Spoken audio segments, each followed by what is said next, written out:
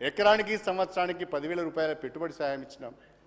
రైతు బీమా సౌకర్యం కల్పించాం. రైతు పండించిన పంటలను ప్రభుత్వమే నేరుగా ఐకేపీ సెంటర్ల ద్వారా కొనుగోలు చేసింది. 24 గంటల దేశంలోనే మొట్టమొదటి రాష్ట్రం 24 గంటలు ఉచితంగా వ్యవసాయానికి కరెంటును సరఫరా చేసినాం. రాష్ట్ర ప్రభుత్వం అంతేకాకుండా ఇన్కంప్లీట్ ప్రాజెక్ట్స్ అన్నిటి కూడా పూర్తి చేసి 2 పంటలకు సాగునీరు ఇచ్చినాం. దానికి ప్రకృతి కూడా సహకరించింది. భూగర్భ జలాలు పెరిగినాయి, ప్రకృతి సహకరించింది. బ్రహ్మాండమైన పంటలు జరిగినాయి. అయ్యా, మీరు మాట్లాడే ముందు నేను మీకు ఒక సమాచారం చెప్తున్నా. మీ మంత్రులతోని తుమ్మల నాగేశ్వరరావు రాలేదు, మీ మంత్రులతోని క్రాస్ వెరిఫికేషన్ చేసుకోండి. అధ్యక్ష, 2014-15లో పంటల సాగు విస్తీర్ణము 1,31,00,000 ఎకరాలు. 2022-23కు వచ్చే వరకే పంటల సాగు విస్తీర్ణం 2,08,00,000 ఎకరాలు. మీరు వెరిఫై చేసుకోండి, ఒట్టిగానే నన్నేదో ఇంటరప్ట్ చేయాలని మాట్లాడడం కాదు.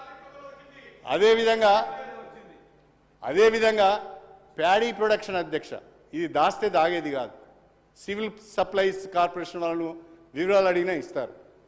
అదేవిధంగా అధ్యక్ష, ప్యాడీ ప్రొడక్షన్ వచ్చి 2014-15లో 68 లక్షల మెట్రిక్ టన్నులు ఉంటే 2022-23కు వచ్చే వరకే 2,58,00,000 టన్నులకు పంటల దిగుబడి పెరిగింది.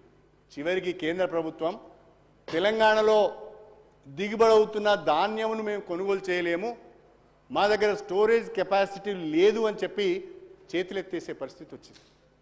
ఇంత బ్రహ్మాండమైన ఇవాళ భారతదేశంలో పంజాబ్ తర్వాత అతి ఎక్కువ వరి ధాన్యం పండిస్తున్న రాష్ట్రం తెలంగాణ రాష్ట్రం. ఇది తెలంగాణ సాధించిన విజయం కాదా? ఇది తెలంగాణ రైతాంగం సాధించిన విజయం కాదా? ఇది కేసీఆర్ సాధించిన విజయం కాదా అని చెప్పి నేను ఈ సందర్భంగా అడుగుతున్నాను. అధ్యక్ష, ఒక్కసారి ప్యాడీ పర్చేజ్ అన్నీ వదిలిపెడదాం.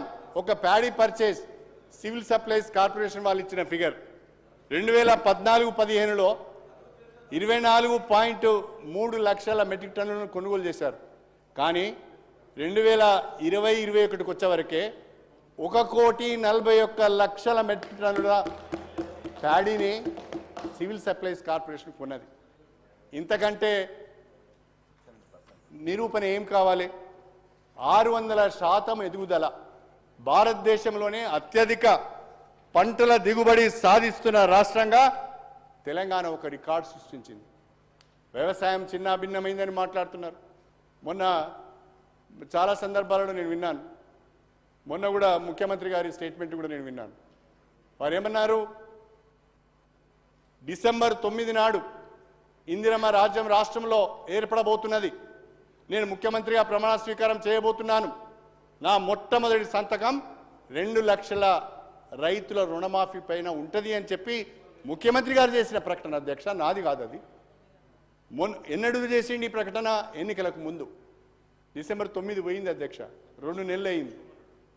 తర్వాత ఇంకో మాట అన్నారు, ఎవరి దగ్గరనైతే రుణాలు లేవో, ఎవరైతే ఇప్పటి వరకు బ్యాంకులకు పోయి రుణాలు తెచ్చుకోలేదో అర్జెంటుగా బ్యాంకులకు వెళ్ళండి, 2 లక్షల రూపాయల రుణాలు తీసుకోండి అని చెప్పాడు. ఆ వీడియో కూడా మీ దగ్గర ఉన్నది అధ్యక్ష, అందరికీ సభ్యులందరికీ కూడా తెలుసు. ఏం జరిగింది అధ్యక్ష? ఆ మాటే మేము మాట్లాడుతున్నాం. రుణమాఫీ పైన ఈ రోజు వరకు కూడా స్పష్టత లేదు. బ్యాంకులతో మాట్లాడతామంటున్నారు. నేను చెప్తున్నా శ్రీధర్ బాబు గారు, నేను చెప్తున్నా, బ్యాంకులు రైతుల రుణమాఫీని టేక్ ఓవర్ చేయరు. ఎవరైనా అధికారులు మీకు తప్పుడు సమాచారం ఇస్తే దాన్ని నమ్మకండి, మీరు అవస్థల పాలవుతారు, బదనామవుతారు. ఎందుకంటే ఇప్పటికే రిజర్వ్ బ్యాంక్ ఆఫ్ ఇండియా ఒక డిసిషన్ తీసుకున్నది. ఇప్పటికే రిజర్వ్ బ్యాంక్ ఆఫ్ ఇండియా నీకేమవుతున్నది?